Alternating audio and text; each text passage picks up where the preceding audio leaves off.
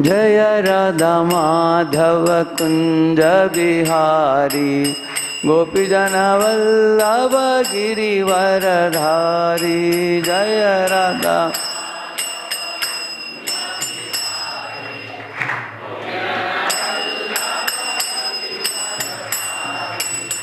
यशोदानंदन व्रज जन रंजन यमुना तीरावनचारी।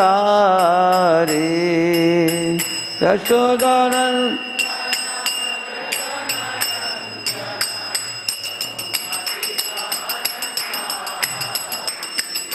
जय राधा माधव कुंज बिहारी गोपी जन वल्लभ गिरिवरधारी।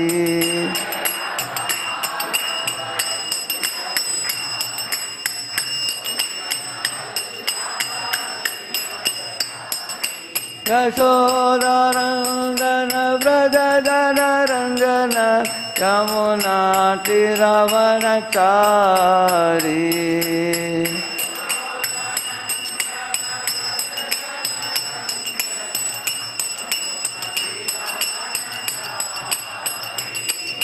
हरे कृष्णा कृष्णा कृष्णा हरे हरे, हरे राम राम राम हरे हरे।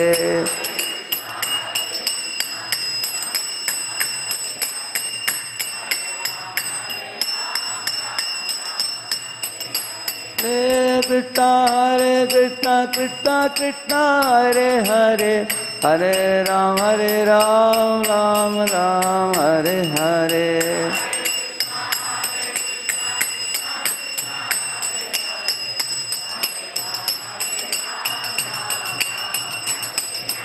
निताय गौरंग जय निताय गौरंग, निताय गौरंग जय निताय गौरंग।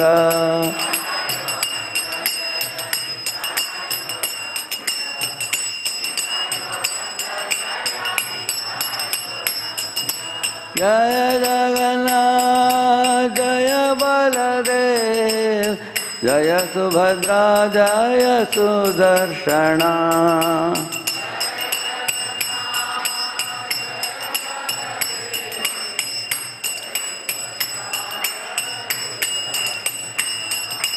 जय जय राधे जय जय श्याम, जय जय श्री वृंदावन धाम।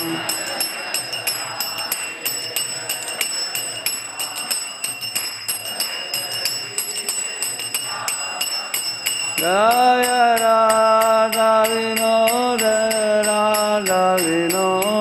राधे।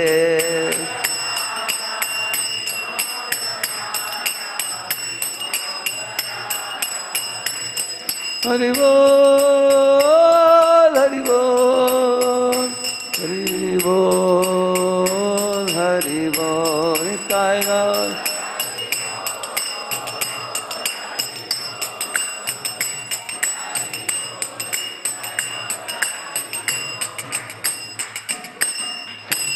कलियुग पावन हरिनाम संकीर्तन की, अनंत कोटि वैष्णव वृंद की, श्रील प्रभुपाद की, समावेत गौर भक्त वृंद की, ग्रंथराज श्रीमद्भागवतम की। ओम अज्ञानतिमिरन्धस्य ज्ञानाञ्जनशलाकया चक्षुरुन्मीलितं येन तस्मै श्रीगुरवे नमः। श्रीचैतन्यमनोभीष्टं स्थापितं येन भूतले स्वयं रूपः कदा मह्यं ददाति स्वपदान्तिकं। वन्देऽहं श्रीगुरोः श्रीयुतापदकमलं श्रीगुरून् वैष्णवांश्च। श्रीरूपं साग्रजातं सहगणरघुनाथान्वितं तं सजीवं साद्वैतं सावधूतं परिजनासहितं कृष्णचैतन्यदेवं श्रीराधा कृष्णपादान् सहगणललिता श्री विशाखान्वितांश्च। नमो ॐ विष्णुपादाय कृष्णप्रेष्ठाय भूतले श्रीमते भक्तिवेदान्तस्वामिन्निति नामिने। नमस्ते सारस्वते देवे गौरवाणी प्रचारिणे निर्विशेषा शून्यवादी पाश्चात्यदेशतारिणे वाञ्छाकल्पतरुभ्यश्च कृपा सिन्धुभ्य एव च पतितानां पावनेभ्यो वैष्णवेभ्यो नमो नमः। जय श्री कृष्ण चैतन्य प्रभु नित्यानंद श्री अद्वैत गदाधर श्रीवासादि गौरभक्तवृंद। हरे कृष्णा कृष्णा कृष्णा हरे हरे, हरे Ram Ram Ram Hare Hare.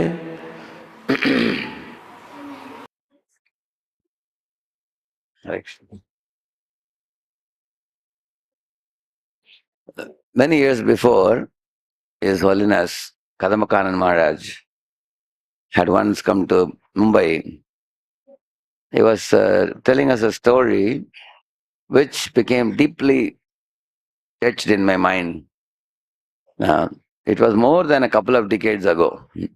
Still, this was such a beautiful story. I cannot forget it.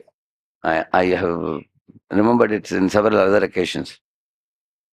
He said, once upon a time there were some few people lying at the side of the road, practically fast asleep. And one man brought a huge basket of varieties of nicely cut fruits. So he had papaya, he had grapes, he had pineapple slices, he had apples, he had mangoes, and all of them were nicely stacked in plates. He woke up those sleeping fellows and he distributed one plate to each of them. And those fellows, when they ate those tasty, delicious, ripe fruits, immediately they got up. Of course, some of them were lazy, they didn't get up also. They said, "Hey, we like it very much, can we get one more?" They were asking. But some got up, and the man said, I can give you abundance of this if you follow me, come with me. So some of them got up and started walking with him. Whereas others, they continued lying down. They said, no, if you can bring it here, otherwise we can't get up. So those who got up and walked with him a little distance, it was a pretty hot sun. And he gradually took them through a road and to a certain place. It looked like almost like a deserted place. Lot of hot sand they had to walk through. They couldn't see any trees or anything. Just like a barren land they had to walk through. But as they were walking on the side of the road, they found something like an oasis surrounded by coconut trees and palm trees. So some of them asked him, "Oh, is that the place you were telling us?" He said, "No, that's not the place. You just walk with me." But some of them ran to that place. They said, "No, we are too tired now." They ran to the oasis, they drank water, and they climbed up the coconut tree and they were eating coconuts and palm fruits. They didn't proceed further. And others followed further. And meanwhile, some of them, they said, "Hey, we thought you are going to take us somewhere nearby, you're taking us so far." They took a U-turn and went back. Some of them took a U-turn and went back. Some went to the oasis. Some still followed him. And as they followed him further and further, the sand was hot, sun was hot in the sky. It was an austerity, but they tolerated. And then at one point of time, cool breezes started coming. They asked him, "Oh, now we feel very nice, very soothing and very comfortable. What is this?" He said, "We are very close to the destination." He said. So then they walked a little further, and there was a large wall and a large gate, and this man had the key for the gate. So he opened the gate, the large door, and let them all go in, and he closed the gate. And when they went in, guess what? It was a huge orchard of all these fruits which he had brought. There was a large number of mango trees, banana trees, apple trees, pineapple trees, grapes, orchards and everything. You name a fruit, it was available there. And he told all of them, now you can eat as much as you wish and as long as you wish. This is the place from where I brought all those things, he said. So Maharaj told us this story. And then he asked us, can you guess in spiritual life, who is this man who brought those fruits? Can you guess? Who is it? That is spiritual master. And what are the different plates of fruits he was distributing to different people? Different people he was distributing. Yeah? He's saying bhakti, he's saying. Huh? He's saying Navaveda bhakti. He was distributing different types of devotional service. For somebody likes book distribution, somebody likes preaching, somebody likes deity worship, somebody likes to go to kitchen and cook for all devotees. Somebody likes Harinam Sankirtan, somebody likes prasadam distribution. Correct? No? So those are the different types of delicious services that devotees like to do. They become attached to doing those services. And every service is of a different taste and everybody likes their own type of service. Some Matajis make jewelry, some Matajis cook Rajabhog, some Matajis make garlands, correct now? Some Prabhujis like to drive. There is one devotee in Pune, he always will say, Prabhuji, my Vahan is ever ready for any devotee. So he drives practically throughout the year, so many devotees. When they come, goes to airport, picks up and brings them. So he was distributing different types of tasty devotional services to them. And then he told them, if you want to taste more and more of it, you follow me. Then when they were following him, some of them took a U-turn and came back, which means Guru teaches Vaidhi Sadhana Bhakti. But not everybody goes for initiation. Correct, no? Some people get stuck at 4 rounds, isn't it? Like in IIT, Gaurang Prabhu and me, we used to go to the Devamrit Prabhu's classes. So in that class, one boy would come, but not regularly. Occasionally he would come. He used to come at the last part of the program, which is Prasadam program. So he was only chanting 1 round, and Gaurang Prabhu very much vigorously tried to preach to him. But that fellow wouldn't increase beyond 1 round. Both were determined. Gaurang was determined to preach to him, and that fellow was determined not to increase. And Gaurang would always lament to me, see how much I spent time with this guy, he's not increasing. So I used to tell Gaurang, go to other fellows. Why do you waste time with this fellow?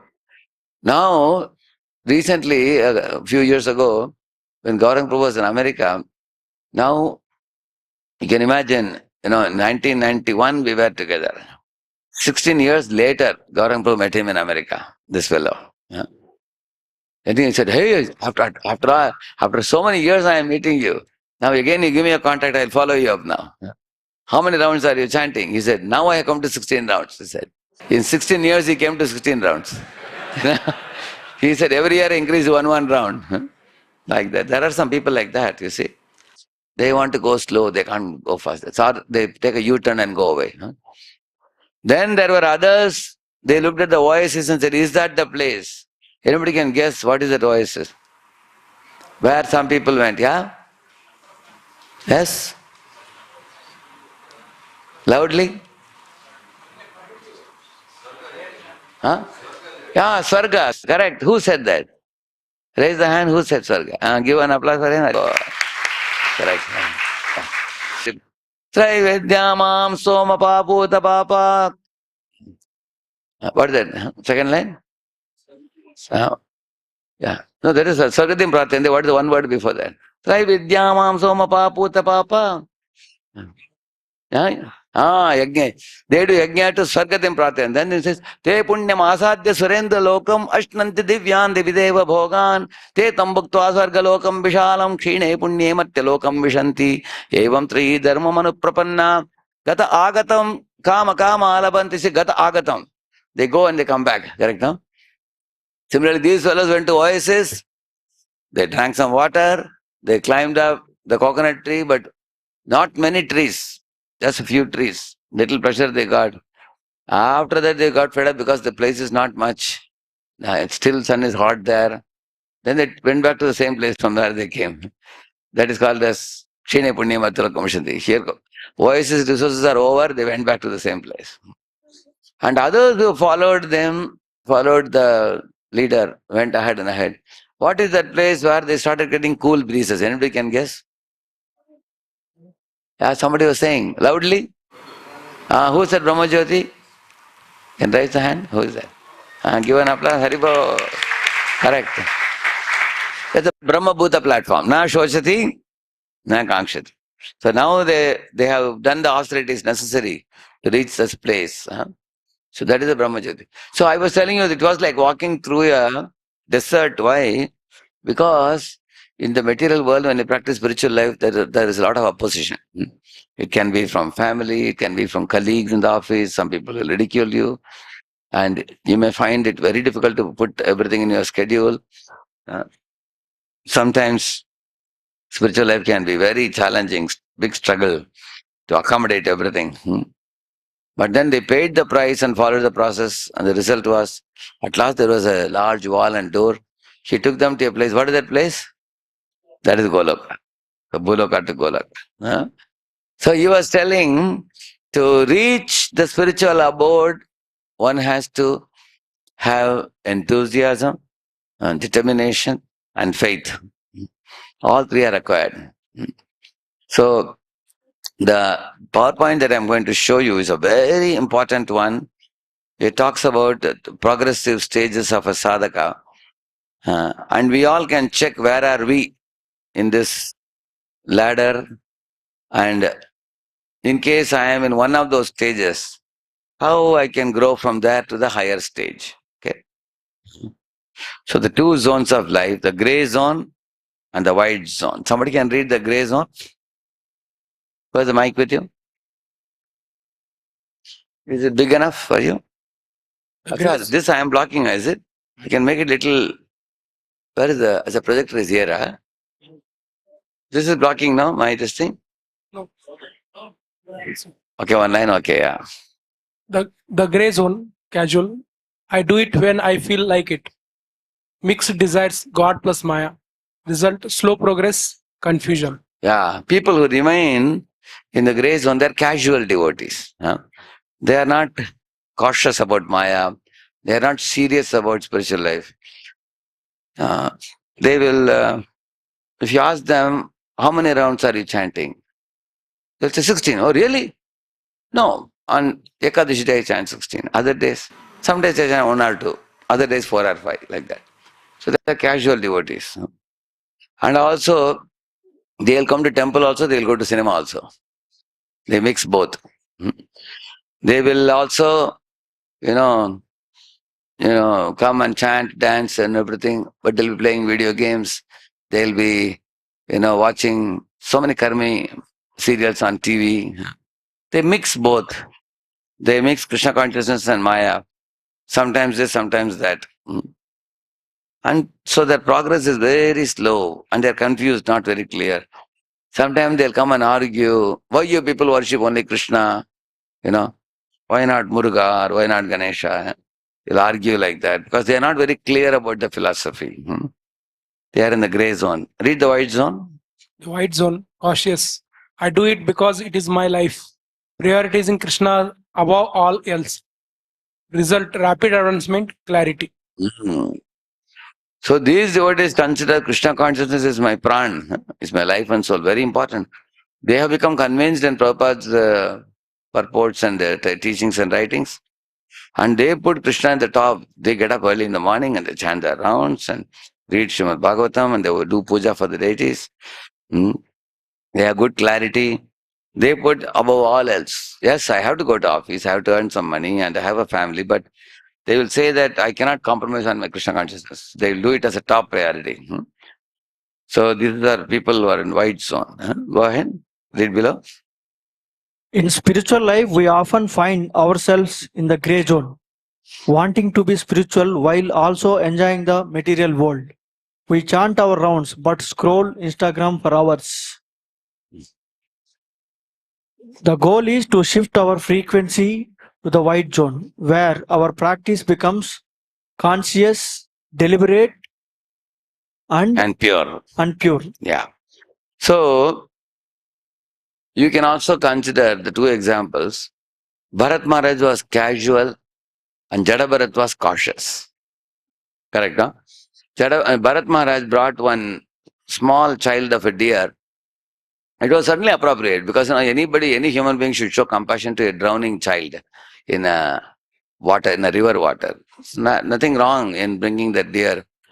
As he was feeding grass to the deer, and the deer was growing up, he would keep the deer on his chest sometimes while sleeping, or he would carry it on the shoulder while going to forest.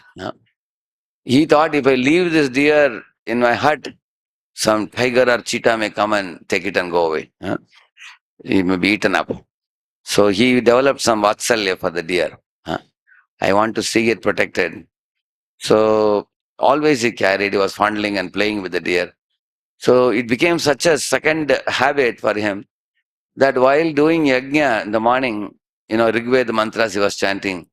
At that time, the deer would move around, and he started fondling the deer and looking at the deer while pouring ahuti also. So he did not attentively chant the mantras. He became very distracted. Now some of us may say that, Prabhu, fortunately in our home there is no deer. Yeah, you may not have a deer, but everybody's deer is different. For somebody, the deer is smartphone. Isn't it? Or for somebody, the deer can be child also, because they very much become very possessive of the child. Like one student in engineering told me, he has to call his home 8 to 10 times a day. In the morning, they will go, "Ut gaya kya?" Have you gotten up? Have you finished breakfast? Have you gone to college? Have you finished your lunch? Afternoon, thoda so jao, aaram karo thoda. Take some rest in the afternoon. And evening, did you go to gym? And then did you take your dinner? So when is your next test, next exam? 8 times a day. So if parents become overly possessive of the child, that is also like a deer only. Micromanaging their life. So, or a man can become excessively possessive of a woman also. Or wife, one can become. Like, Rupavati Bharya Shatru, it is said. If a woman is beautiful, she becomes an enemy for the husband, it is said. So it's not a blame upon the woman. It's a blame upon the attachment of the man for the woman. So everybody's deer is different. Yeah. Like if a woman becomes very greedy to go for a bigger house, she tell the husband, get more money, go for a bigger bungalow. I cannot sleep until you get a big bungalow. So she becomes very greedy. Then those objects for which she is hankering for, that becomes a deer for her. Everybody's deer is different. Everybody has some attachment somewhere. You ask anybody, are you happy? They say, yes, I am happy, but they will say. Everybody will have some but. Somebody will. You ask a girl, oh, you got a very good husband, you got a nice house, you got a nice car, I think you must be happy. She would say, yes, I'm happy, but my mother-in-law.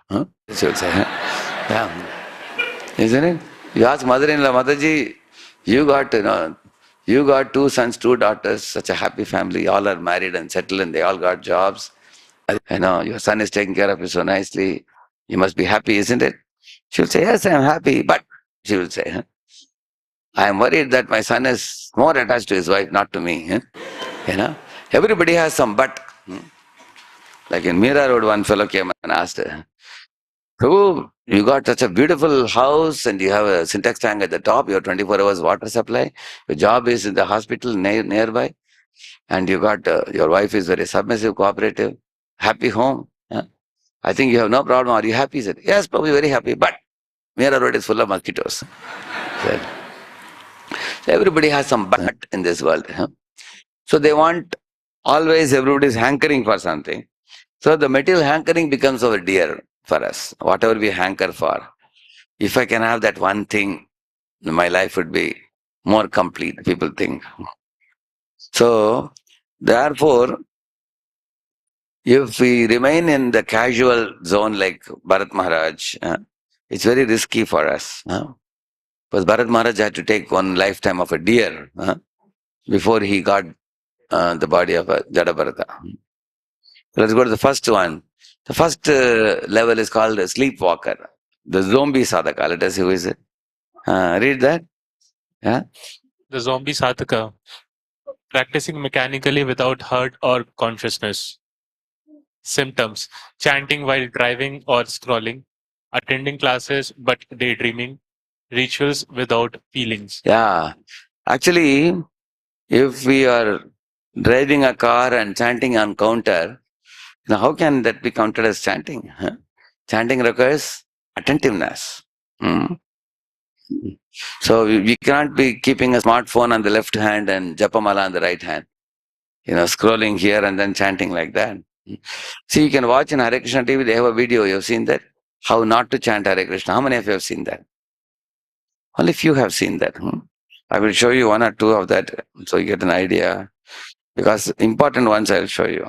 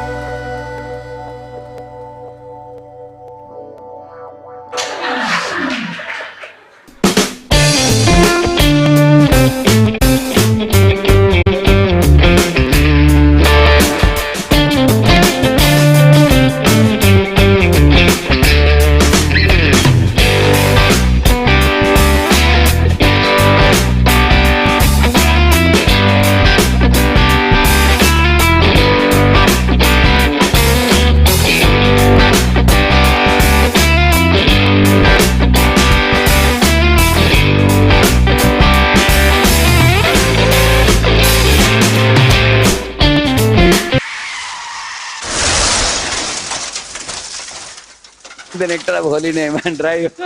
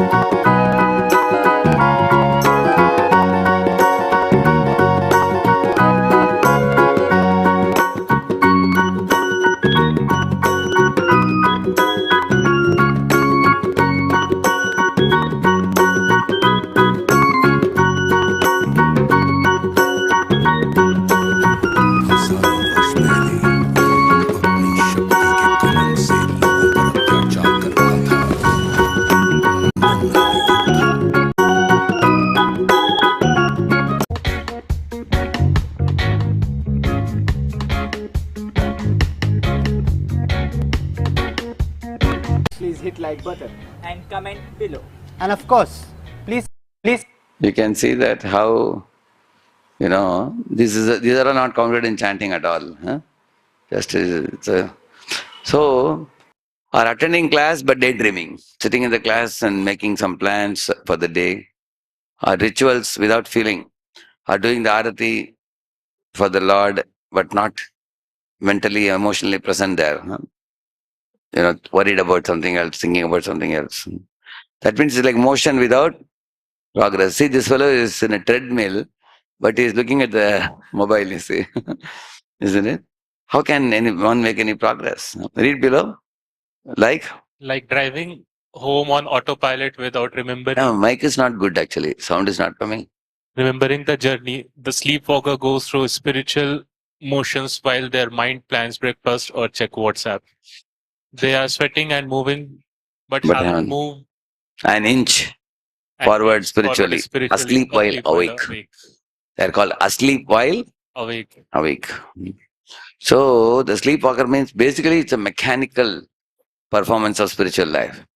Like when we come for the morning program, we are bringing our body, and we are also uttering the holy name Hare Krishna, Krishna Krishna, Hare Hare, Hare Ram, Hare Ram, Ram Ram, Hare Hare. So we are bringing our words also. What is one thing we fail to bring? Mind. So which is most important. But Krishna says man mana. He says bring your mind. But you're bringing only body and words. So the sleepwalker is one who is refusing to bring the mind. So he performs spiritual activities unconsciously. Will he get any benefit? People ask a question. Yes, he gets one benefit which is called Ajnata Sukruti. Ajnata Sukruti means some, like for example, if you consciously do chanting, you get 1,000 count. But if you unconsciously do like this, you get maybe 5 count or 10 count. You know, 10 out of, instead of getting 1,000 count, you get only 5 or 10 count. So this is sleepwalker. Very unconscious fellows. Okay, next one. Second is a struggler. Read that. The yo-yo devotee definition has desire to advance but fights constant battles with habits. Yeah, he has struggles with habits. For example, he wants to sleep early, but he will always sleep at 11:30. It gets late for him. He wants to complete all his rounds in the morning. He tells his friend, I am going to finish all my 16 rounds in the morning. Till he will only finish 8 or 9 rounds in the morning. Balance he'll keep till night. And he says, now I'm going to control my eating habits, becoming too much. Festival days, I'm eating double the quantity. So then he says that, but when the actual festival day comes, he ends up eating a lot. So he has a desire, but he's a struggler. Read that. Symptoms? Symptoms. Inconsistent, 1 week strict, 1 week, a war between mind rejecting versus intelligence accepting. Yeah. Although with intelligence he knows what is right, but his mind is not able to follow it. Mind acts instinctively. He becomes, he slips from the standards. He's unable to keep the standards. He plans a lot, but everything remains in paper. Yeah? The reality, they have knowledge but lack spiritual strength. So how many of you know that something is right, but when it comes to implementation, we are unable to implement? How many of you experience? Yeah, correct now? So that is this one, the struggling stage, where we know what is right, but we don't have the sufficient inner strength to go for it. Yeah, read that. This is the new year's resolution devotee, starting strong but pulled back by old conditioning like gravity. They know what's right and what want to wake up for Mangal Aarti, but their habits pull them back. It's painful, but at least they are fighting. The sleepwalker doesn't know they are falling. The struggler Feels the pain, feels the pain. which means they are alive. Correct now? What is the difference between the sleepwalker and struggler? The sleepwalker is totally unconscious. He's mechanically doing things. But a struggler feels bad. Oh, today's chanting was pathetic. I am such a fallen soul. I always struggle in my completing my sadhana. I am not reading properly. I am not chanting properly. So you have seen devotees who are frustrated in their practice, and they keep telling that I want to improve. I want to improve. They are in this stage because he is at least awake, and he is also unhappy about his own performance. So is it good or bad? What do you think? It's very good, because only when you regret, when you lament, then only there is reform. Reform can happen only when somebody is feeling very bad about it. Like one Mataji had a small baby. She was practically crying. She said, Prabhu, because of this baby, I'm not able to properly chant 16 rounds. As soon as I take my bead back, walk, immediately starts. So I was telling, Mataji, chant. As whenever the child is asleep, you chant. Because you have a very small baby. You see, you can't exactly chant everything in the morning.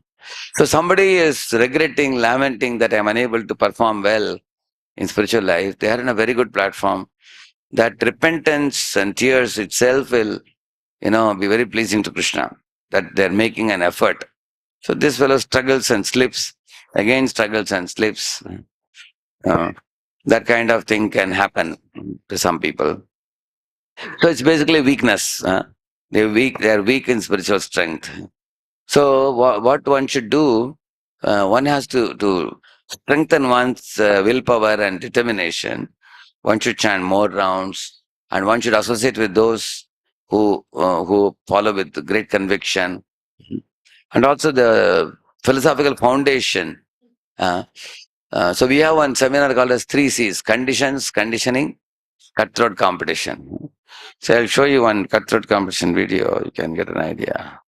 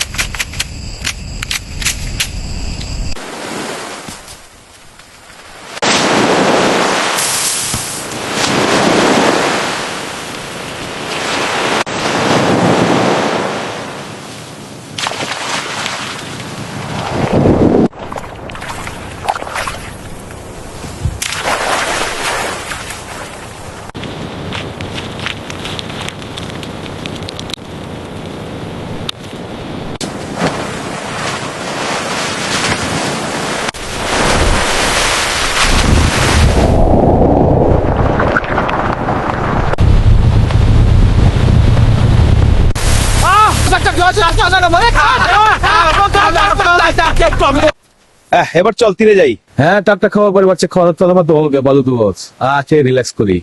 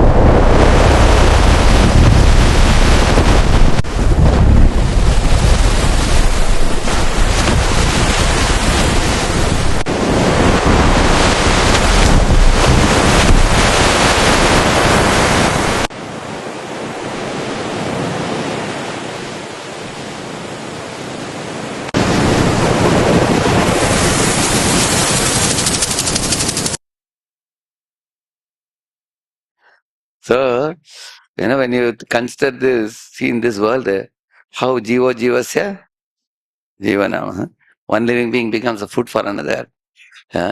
So this material world is a dangerous place. In the spiritual world, the formula is opposite. It is jio, jinido. Live and let live. In the Bhagavatam it is said in the spiritual world, the tiger and deer drink water together in Yamuna. Because tiger is also vegetarian there. Tiger drinks only milk there. It doesn't eat any flesh. So, therefore, one should go from the material world to spiritual world. Asatoma sadgamaya. Heard that? Tamasoma jyotirgamaya mrityorma amritam gamaya. So, from this world of death, one should go to the world of immortality. So, when you see this kind of things, then you realize, oh, yes, surely we should return back to Godhead. You develop that conviction.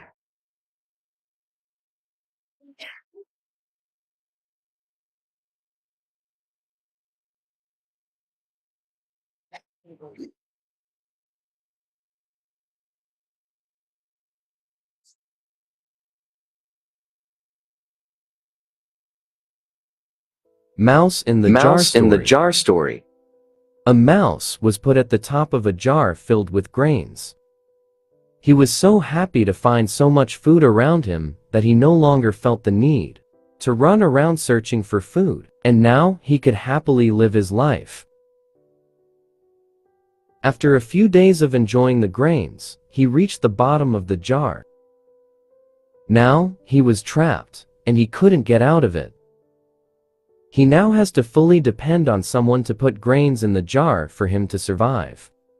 He also may not get the grain of his choice, and he cannot choose either. He now has no choice but to eat what he's given. Here are 4 lessons to learn from this. 1. Short-term pleasures can lead to long-term traps. 2. If things come easy and you get comfortable, you are getting trapped into dependency. 3. When you are not using your skills, you will lose more than your skills. You lose your choices and freedom. 4. Freedom does not come easy, but can be lost quickly. 5. Nothing comes easily in life, and if it comes easily, maybe it is not worth it. Don't curse your struggles. They are your blessings in disguise. Share this story with your loved ones. So, you saw when the rat was sitting at the top of the grains, it appeared like the rat was thinking that I have enough to enjoy. This is how people approach sense gratification in this world. Sense gratification is very promising in the beginning. But when the level went down, down, down, the rat realized now he is trapped now. He cannot come out now. Now somebody can catch him and kill him, or if somebody gives some grains, he will survive. Or if nobody comes there, then what will happen to rat? It will die. It has to die its natural death out of starvation. Correct? Similarly, the sense gratification is like this. It promises a lot in the beginning, but eventually, one will dry up, one will suffer. So when you learn the philosophy of Krishna consciousness with examples, analogies, stories, when Prabhupada gives so many things, so then the struggle can become a meaningful struggle, because then one can work hard to go up without fear, without sleeping. And also now the modern day society encourages you in sense gratification. So many Instagram videos and YouTube videos, people are watching them and polluting their minds and senses. So if you don't study philosophy very deeply from Bhagavad Gita, Srimad Bhagavatam, we may not have the conviction to struggle continuously till the last breath. We may, after some time, we may give up the struggle. Like, for example, imagine an aeroplane took off nicely and 10 hours he drove, but he didn't land properly. He was careless or dozing while landing. Then there can be a crash. What's the use of 10 hours of drive? Nobody will talk about the 10-hour drive. They will only say that he spoiled. The last part he spoiled. So, some people have begun enthusiastically Krishna consciousness. They ran it for a few years also. Then they become weak. Then they become carried away. Then they become dull in Krishna consciousness. So then they even give up the struggle and they go back to which mode? The sleepwalker mode, the previous mode, which is very dangerous. At least we should be in second stage of struggler. And the third one, read that. The determined, the soldier, Dridhavrita. Come what may, I will finish my vows. So first thing he does is exit the gray zone. See? Shift from emotion to resolve. He doesn't go by the instincts of the mind. Mind may be lazy to get up in the morning. He says that I am going to get up anyway. He will keep the alarm clock on the top of the bureau while sleeping at night, so that when it is ringing in the morning, in order to switch it off, what you have to do? You have to put on the light, get up, find out where it is. By the time you are already awake. Build discipline, establish vows and routines. He makes very strict, rigid disciplines. I am going to get up in the morning and I'm going to chant my rounds like this. I'm going to read like this. I'm going to temple. I will do this seva like this. Every week I'll go do some book distribution like this. He takes vows like that. Strengthens the practice, reinforces habits through willpower. Yeah. Read the key traits. Yeah. The trends. Use willpower and vows to stay on track. Discipline over emotion. No excuse regardless of feelings. Yeah. Don't worry about the mind's pushings. He knows mind is like a naughty child. Don't listen to the mind. Listen to the intelligence with reason. Ekadashi day, I want to chant 25 rounds or 32 rounds. Make a vow and stick to it. So discipline over emotion. So this is the exit from the gray zone. The shift from emotion to discipline, you see. So Krishna says that in the Bhagavad Gita, that one should not act by the whims of the mind. Uddared atmanatmanam atmanam avasadayet atmaiva hi atmano bandhur atmaiva ripuratmanah is saying that one should use the mind to deliver oneself, not use the mind to get bound. You see, we have to check how your mind is leading you. Is my mind making me a slave of the smartphone, or is the smartphone my good servant and which comes to my use when I actually need it? So if I'm becoming a slave of the phone, then mind has cheated me. The same manner we have to check. So the determined sadhaka, he doesn't care if they feel like it. Whether I feel like or not, this is my duty. I have taken a vow in front of my guru, in front of the fire, which is Vishnu's tongue, in front of all the devatas. I am going to stick to these four regulative principles, and I am also going to chant 16 rounds in the morning. Like a soldier who marches regardless of the mood, they practice because it's their duty. This discipline builds the spiritual muscle needed for the next stage. So this is a very good stage, the determined stage. So one has developed the dridata, the conviction. Krishna says that yatantascha dridavrata. Dridavrata means, they take vows. Today is a festival day, I will chant more rounds. Or now, the Ram Nam is coming, I will complete reading Ramayana once through. Then after the Janmashtami will come, before that I will finish, reading Krishna book once or whatever. They take vows and they stick to the vows. They make a plan. In every field, they'll make a plan. These are the preaching programs I am going to do. These are the services to the deities I am going to do. These are the personal habits I am going to cultivate. So they write down and they find what is feasible, what is possible. Because you can't go to panic zone. Too many things you cannot do. So keep yourself like rubber band. If you stretch too much, it will break. If you don't stretch at all, it is useless. You can't put it on a box, it will come out. Just like a bow also, bow and arrow. If you stretch too much, the bow, it will break. But it has to have stiffness. That is the stretch zone. So, and the fourth stage is the protected, the surrendered soul. See, one is the monkey way, the baby monkey. The struggler holds on with his own strength. If the grip loosens, they fall. This is us trying to fight Maya alone. Whereas the person in the fourth stage is a protected soul. See, you all know that kitten is carried by the mother cat. All that kitten needs to do is to just say, meow. Immediately mother will come and pick up. So, in the struggler stage, level 2, which we were discussing, we try to stick on to the spiritual vows and all in our own strength. Whereas in the fourth stage, of protected stage, a devotee knows to offer prayers. There is Sampratnatmika, Jaina Bodhika, Lalasamayi Prarthanas. Like we sing many songs, like Shri Krishna Chaitanya Prabhu Doya Kara More Shri Krishna Chaitanya Prabhu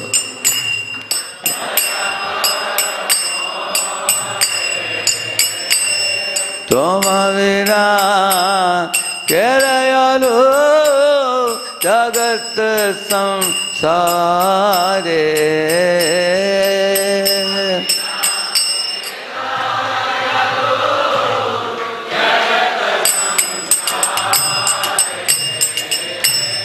Patita Pavana Hetu Tavavatar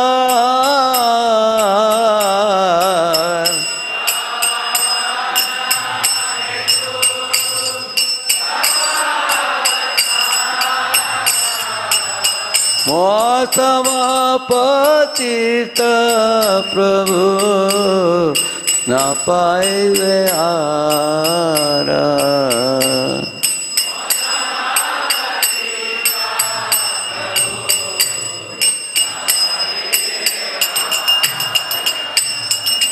Ha Prabhu Nityananda Premananda Sukhi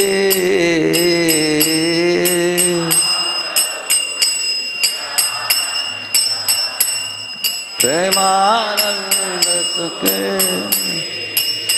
Pavana kara karo ame vado duki.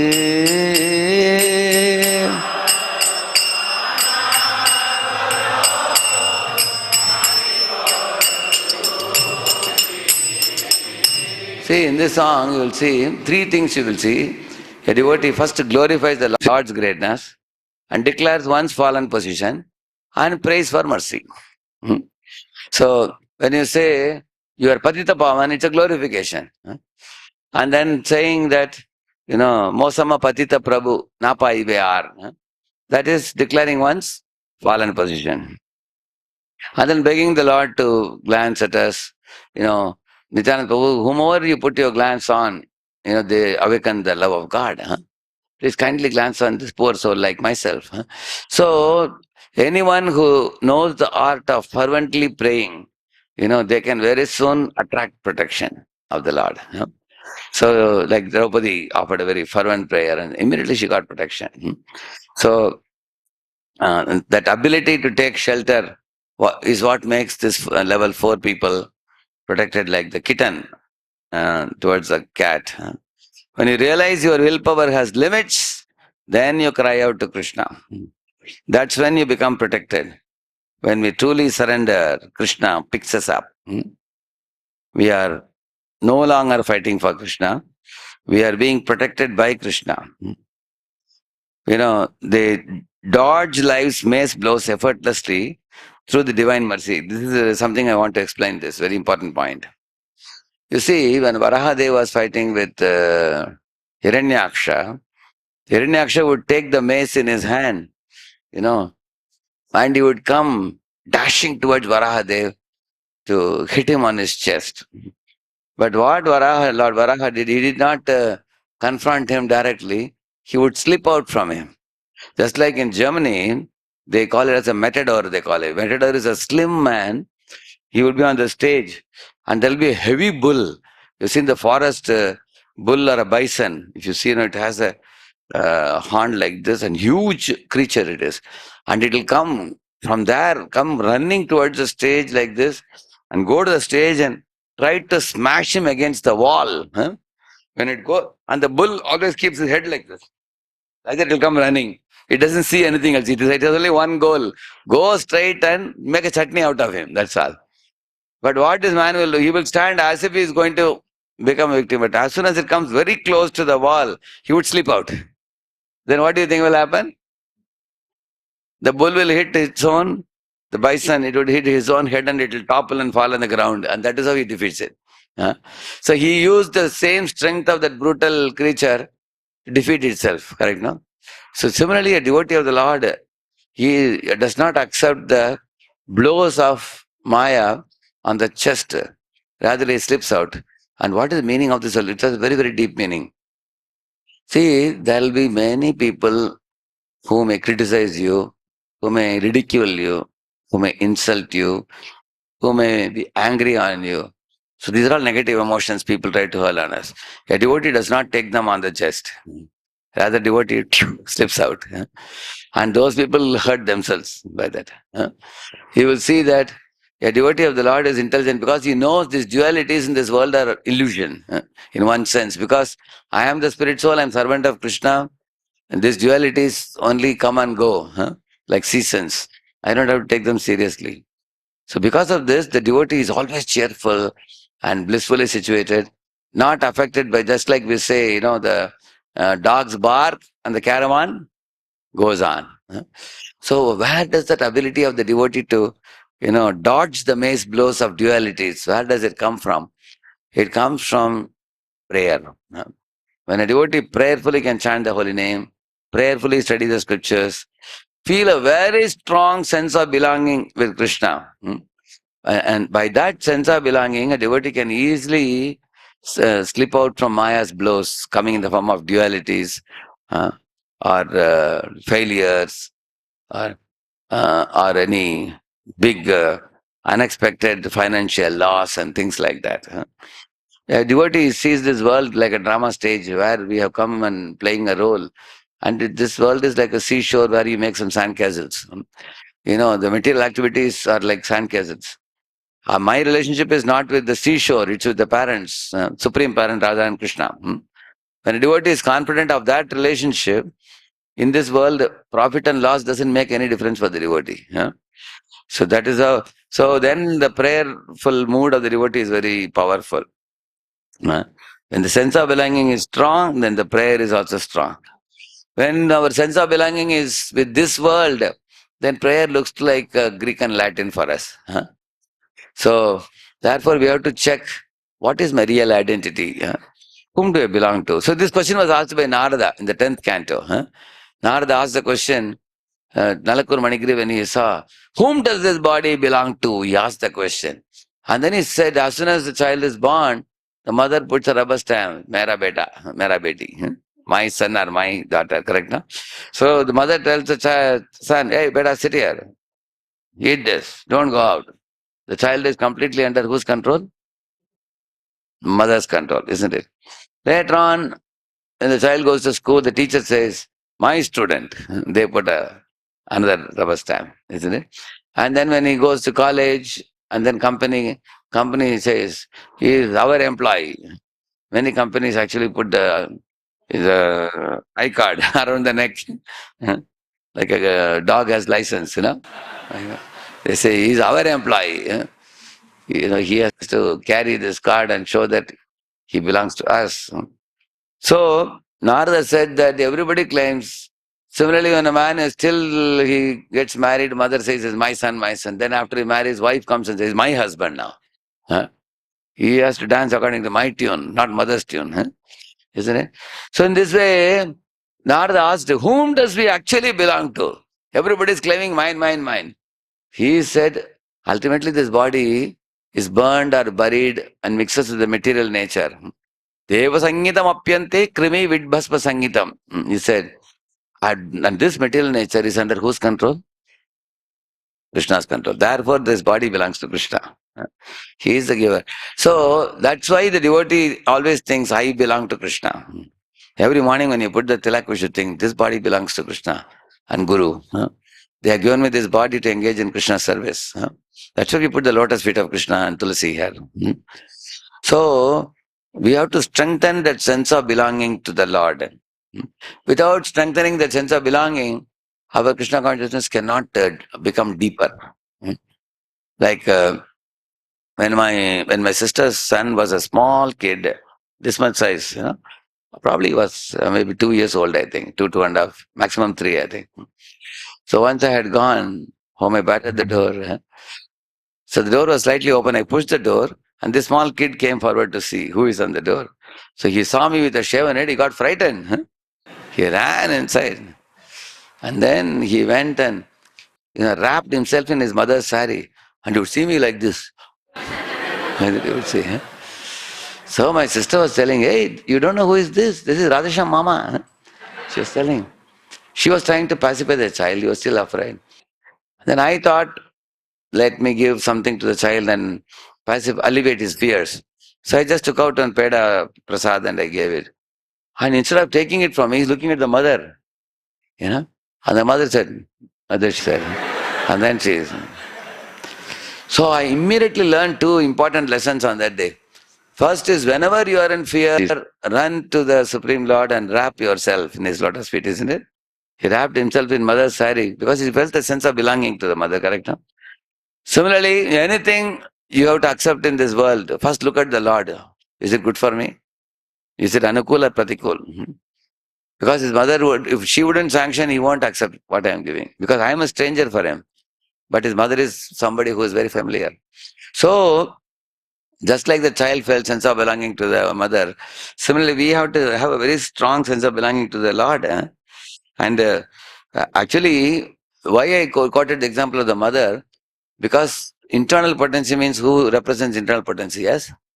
Srimati Radharani. And external potency is represented by Durga Devi, isn't it? See, in my 7th standard, I used to go in a cycle. On the way, there used to be Durga temple, Devi temple. I used to go and offer obeisances. I had a great affection, respect for Devi. But one day when I went, I was shocked because in the entire Durga Devi temple campus, they were cutting the chicken and cocks. They were all making sound and they were cutting. My Lord, everywhere, ghastly sight. It was a bloody mess. I kept my cycle. I saw that and never went in. I came back and told my father, "What is this, my Lord? Why are they doing this in the temple?" He said, "Yeah, that's a Durga temple. These people do all these things. And on Amavasya day, they do these things." So that was the last day I went to temple. At that temple, I wasn't aware the difference between Bahiranga Shakti and Antaranga Shakti until I came to Prabhupada's books. And Prabhupada said, Durga has a Trishul also. Huh? What is a Trishul? Adhyatmika, Adhibhautika, Adhidevika. She punishes, isn't it? The Jivas. She cut with the chopper the same dacoits who are worshipping her, correct now? Because of the sinful activity, and she saved Jadabharata, isn't it? Whereas Antaranga Shakti, Srimati Radharani, she has a flower bouquet in her hand. You've seen that? In one hand, she has a garland for Krishna. Another hand, she has a bouquet. For what? Because bouquet to welcome all of us. There's a verse which says that. Vatsalyadi gunojvalam bhagavatim mande jaganmataram. She attracts jivas by her vatsalya. And she attracts Lord by her devotion. So, Krishna is charmed by her multifarious devotional services. And jivas are attracted to her by her vatsalya bhav. Vatsalya means motherly affection. So Radharani is showing a bouquet and telling you, come here, come back to spiritual world. Engage in Antaranga Shakti activities. What is Antaranga Shakti activities? All the morning program is Antaranga Shakti. Mangalarti, Narsingarti, Tulsi Arti, chanting of the holy name, Guru Puja, Bhagavatam class. All these things are Antaranga activities.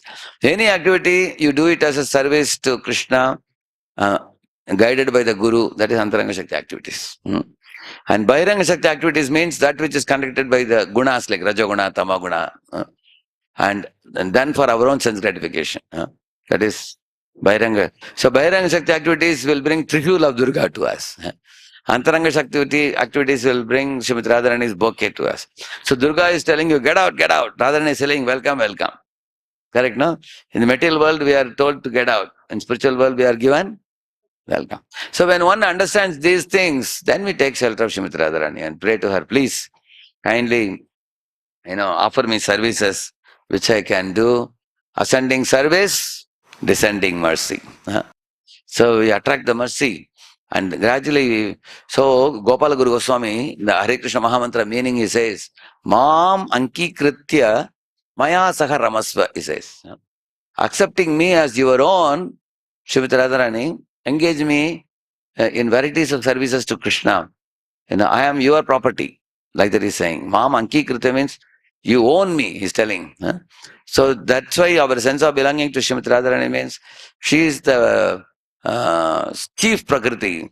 Chief means she has oceanic love for the Lord, and we only have a drop of love.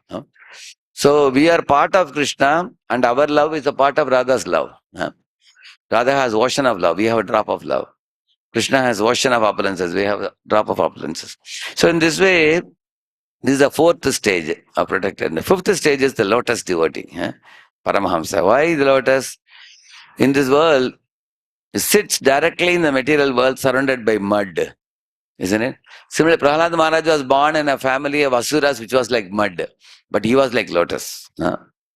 Not of the world. Water beads up and rolls off.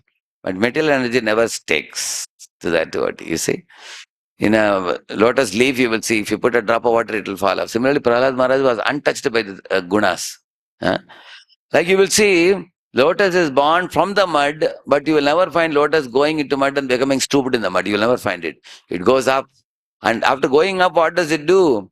It associates with the sun. When it associates with the sun, it blossoms and releases fragrance and also makes honey available for the honey bees. Similarly, a devotee associates with Krishna, and by that association, devotee releases fragrance like good qualities. Like, respect for all devotees and tolerance and amanina, manadena, all the qualities they exhibit. 26 qualities of Vaishnava. And the honey is the devotee's preaching. Because the devotee carries the honey of Krishna's glories, and which it supplies to the honey bee like the people of the world. Like this. So in this way, Krishna Surya Sama, Mayahaya Andhakar, Yaha Krishna Taha Nahi Mayara Adhikar. So Krishna is compared to sun, and the devotee is compared to Lotus, the Paramahamsa devotee. He uses everything in Krishna's service, zero attachment to the world. And then pure service. Everything used 100% for Krishna. So this is the white zone. The lotus leaf sits in the water but remains untouched. A pure devotee can live in a city, use technology, interact with money and fame. But the material energy never sticks to their heart. They see everything as Krishna's property. Krishna arthe akila chesta. All their efforts are only to please Krishna. Then it's a pure devotee. We all are aspiring to come to that stage. So here is a solution. How to level up, how to go up. For the sleepwalker, this is the solution. Attentive chanting. And stop multitasking, like what I showed you in the video. Isn't it? Don't do WhatsApp japa, writing japa, and all those things. Don't do counter japa. Chant only the beads only. Attentive chanting. Here one mantra at a time. To the degree we are attentive in chanting, we go from the sleepwalker stage to the next stage, which is for the struggler stage. In struggler stage, what they need, they know what is right, they want to do what is right, but they don't have the willpower to choose the right. And for getting that willpower, they have to associate with devotees who carry that strong willpower. Like you have seen, some devotees are very disciplined. You have seen that in reading and hearing and programs there. They don't talk much. They do a lot of devotional activities. So you cannot fight alone. Borrow strength from those who are determined. The example is given. If you take a stick and put in a well, it will float. If you take an iron ring and put it in a well, it will drown. But if you put iron ring like this on the top of the stick and put it, what will happen? Will the stick and iron ring together, will they float or drown? It will float. That's the example given. Prasangam madaram pasham atmanak kavayo viduhu sayeva sadhushu kruto mokshadvaram apavritam. So when you associate with saintly devotees, then conditioned soul is like an iron ring. Liberated soul is like the stick. But if a conditioned soul develops attachment to liberated souls, then they can also float in bliss. That's the second stage, struggler stage. They should borrow strength from those who are determined. Like that. And you can see Dhritarashtra was weak, but Vidura was strong. Then Dhritarashtra became strong. Arjuna was weak, Krishna was strong. After hearing whole Bhagavad Gita, Arjuna said, he said, Nashto moha, smritir labda, tat prasadan maya achyuta, sthitaka asmi, gata sandeha, karishye, vachanam tava. So he became very strong. So by associating with the strong, we become strong. That's the second stage. Third stage, how to become determined? For that, we have to cultivate knowledge. Read the books to turn discipline into love. So, second stage, the struggler has some discipline. Now, a little discipline, but he fails. But a determined person has a solid discipline, but discipline alone is not enough to attract Krishna. We have to convert the discipline into love by reading Prabhupada books regularly, pastimes in Srimad Bhagavatam and Chaitanya Charitamrita. Gradually, the discipline will turn into affection. And then for everyone else, so the determined person, if he develops love, he will come to the fourth stage. What is it called as? The protected. Then he feels a sense of belonging. Then one can become a lotus eventually. And for all these people, the prayer, Krishna, I am weak. Please carry me. Like the famous prayer. Ayinandatanuja kinkaram patitam mam vishame bhambudhau kripaya tava pada pankaja stita duli sadrisham vichintaya. So, my dear son of Nanda, some or other have fallen into this ocean of birth and death. Pick me up. Place me at your lotus feet. So, this is a very beautiful prayer. I heard a story of one ant which fell from a tree branch. It slipped and it fell in the river. And it thought, I'm going to drown in the river. But there was a dove sitting in the top of the tree. It plucked one leaf and threw it down. So, and the leaf fell right next to the ant, and the ant boarded that leaf. And then it could safely reach the shores. And then the ant again climbed up the tree. So, what is this ant? It's a conditioned soul. Anadi karma phale padva varnava jale taribaranade ki upai. He says, Bhaktivinoda Thakur says, I have fallen into this ocean of birth and death and karmic reactions are making me drown. I have no way to come out, he says.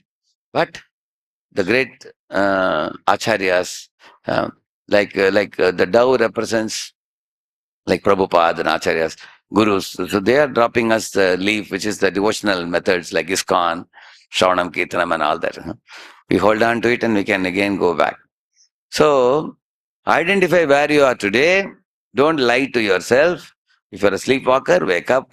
If you're a struggler, find a spiritual mentor. We must keep moving forward on this journey.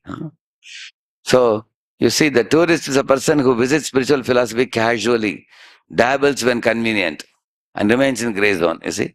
Whereas a pilgrim means embarks on a serious journey home, committed to transformation, steps into white zone, correct, no? So we want to not to be a casual tourist in this moment. Spirituality is not a hobby. It's a survival strategy. So we have to go from casual hesitation to cautious dedication. Please repeat, casual hesitation to cautious dedication. Yeah. So every morning you have a choice to make. Leave the gray, step away from casual practice, enter the white, embrace conscious dedication. Thank you all very much. Shri Prabhupada ki. So I can take one question I can take now. This PPT I can send to somebody who can send it to the WhatsApp group. Yeah, WhatsApp group, I'll send it to you. Yeah, sure. It was, how many of you felt it was meaningful for you? It was good? Who is that? Any question? One question? Yeah, give the mic. Hare Krishna, Prabhuji, Dandat Pranam. Go ahead. Prabhuji, our heart has become so hard. We know these prayers, we know, but sometimes there is no feeling. Sometimes Actually, to bring the feeling, there's a very simple solution. In this entire world of Vaishnavas, ask yourself, who is one Vaishnava that your intelligence bows down to? And your heart emotionally connects with. At least there should be one. If you say there's nobody in this world, then it's a very sorry state, it is. Or you have not yet made research at all. So we should go and hear from various Vaishnavas. Most importantly, the sound vibration of some Vaishnavas should affect us, influence us. Everybody's like some people are, hearing from certain spiritual masters, some are hearing from certain speakers like Amarendpur, other people. So everybody has developed, hooked on to somebody. So that is where they get the juice from. So mind should get some juice and intelligence should get some reasons for the purpose. So that's where the heart is going to melt. Heart is going to experience a change. Because Krishna is far away. It's not easy for us to immediately connect with Krishna, even when we read the scriptures. There should be at least, you can ask every devotee in ISKCON. They are fascinated by somebody's sacrifice, somebody's dedication, somebody's caring nature, somebody's philosophical presentation. So everybody has to be attracted to somebody, and if heart connects and resonates with somebody, that means the emotions should start arising. That's the solution. So I have a session at 8:40 daily. I do. It's called as daily reading Krishna Leela in the night. So I am giving Srimad Bhagavatam class tomorrow morning. If any of you have any questions, do you have a Google sheet or they can write in a sheet or something they can give tomorrow? Only you shouldn't forget your questions. If you have any questions, I will answer it tomorrow morning in the Srimad Bhagavatam class if you are coming. Tomorrow is Saturday morning, right? Yeah, tomorrow Saturday morning. Or if you are unable to come tomorrow, if you send the questions to Swarnagar or somebody like that, I can send answers also. I can reply back and send. Yeah. Because what I do, I have been watching me, Amarendra Prabhu, Gauranga Darshan Prabhu, Amogala Prabhu, we all sometimes have meetings amongst ourselves. Night it was getting late for us, many of the programs. So I have come up with a plan that 8:40 to 9, I do daily reading, and then 9 o'clock go to sleep. And get up at morning at 3 o'clock, take a bath, and 3:30 to 4 you have time. Then 4 to 4:20 I have another reading. So this I do. See, I'll just show you this. In this website, in my radheshyam.com, if you go, this is the daily online reading. You see, in this box, it's coming there. Yeah. If you click this, I have this group, this is called Chaitanya Leela morning, 4 to 4:20. We had 1,200 people on January 1st, but now only about 250, 300 will come in the morning. Evening also about 250, 300 come, this Krishna Leela. But if you click this WhatsApp group, you're welcome to join. Here there is a way to join this. So I started at 8:40. So I'm sorry, I am unable to take any more questions now. But they can carry on for Prasad. You have Prasad, dinner Prasad? Yeah, you can take dinner Prasad. I can do it here itself, there is go. I'll go to room, I can do it. You all can carry on now, and morning you are welcome for Srimad Bhagavatam class. You also have to take Prasad and go to rest.